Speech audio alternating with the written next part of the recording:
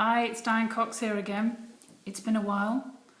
I've been pushing myself through the cosmic sieve and being pushed through the cosmic sieve. Always good for learning and expanding. And putting your spiritual lessons and learning into practice. There's nothing more wonderful than someone coming into your life or a situation coming into your life where you can actually apply all the things that you've learned along your pathway if you're treading a path of actualization, self-realization. I was having a little think today, and I haven't made a video for ages, and I was pondering about what we get rewarded for as children, and if it's relevant when we're children. Because, for instance, were you rewarded for being quiet? You know, did you have a stressed parent or a fragile parent that really needed quiet because sound was brittle to their soul? Or were you rewarded for being competitive? You know, was that a value thing? You were rewarded for being competitive. Were you rewarded for going along with the family party line on any opinion, whether it be politics, sport, football, humour? Were you rewarded for following the family party line? Were you rewarded for supporting the same football team or rugby team? It's very interesting what children get rewarded for.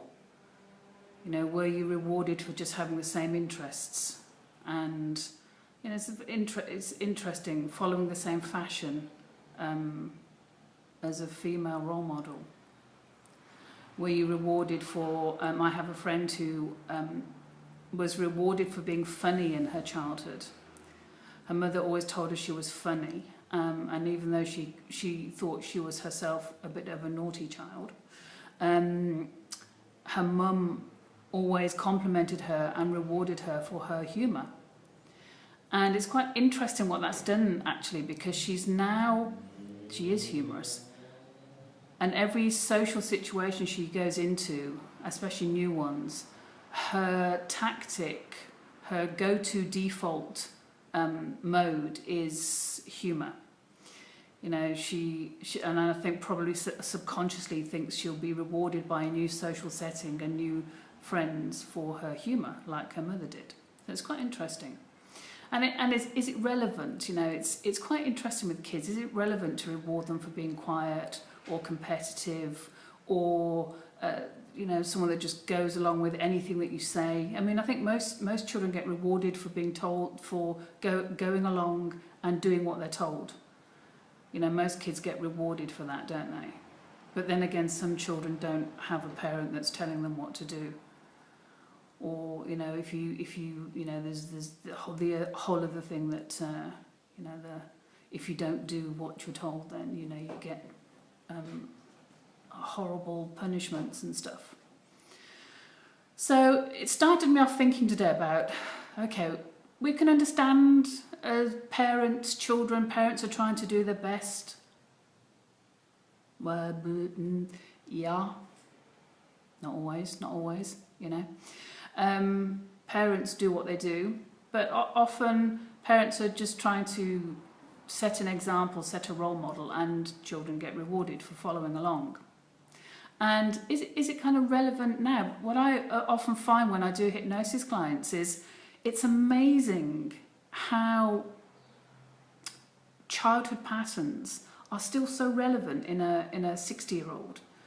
You know, they're still reliving these childhood patterns. Are they relevant? So, for instance, if a woman was rewarded for being quiet, submissive, not ever asserting her opinion, then that just stays with her until someone guides her in a new way, if she wants to learn that way, how to do it.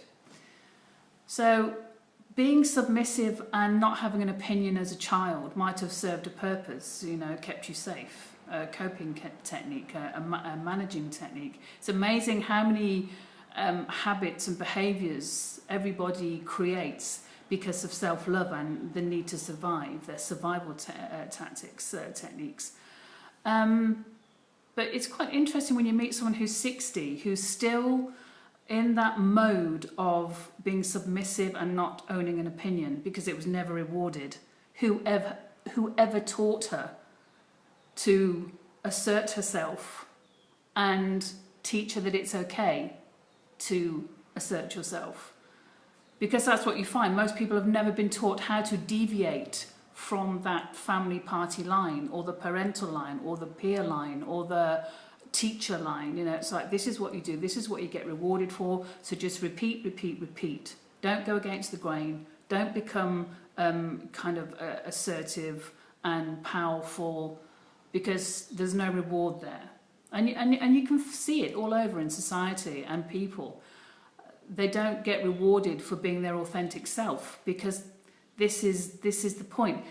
Is that 60-year-old woman who's been submissive and never asserted her actual own opinion, is that her authentic self?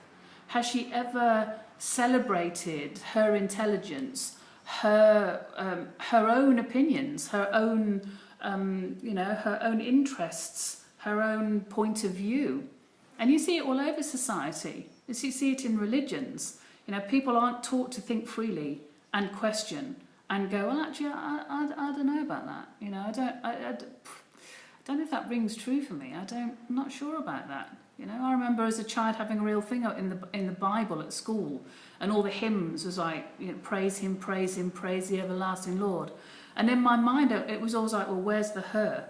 Praise her, praise the everlasting goddess, you know. She who gives birth and nurtures every single human on the planet. You know, it was a real big thing for me. I wasn't encouraged to really kind of go along with that, but I did anyway. So the kind of question is, does it really reflect the authentic self to stay in that reward system from childhood? And I'm sure for some people it does. You know, say for someone who's naturally competitive, if they're were rewarded for being good at sports and it's got them somewhere, and being competitive in business and life and everywhere has kind of worked, then fine. Is it their authentic self? You might find this kind of real gentle soul who actually doesn't want to be competitive and just wants to kind of, you know, do things for their own pleasure and doesn't want to have to compete. So it's an interesting point. So I haven't made a video for a while and I'm back on the roll now. And that's my first contribution to this. The whole idea of reward systems. Reward systems as a child, are they relevant now? And do those reward systems that you have in place really reflect the authentic, wonderful, powerful adult you now are? There will be more coming. Thank you so much for watching. I'll be back soon. Bye.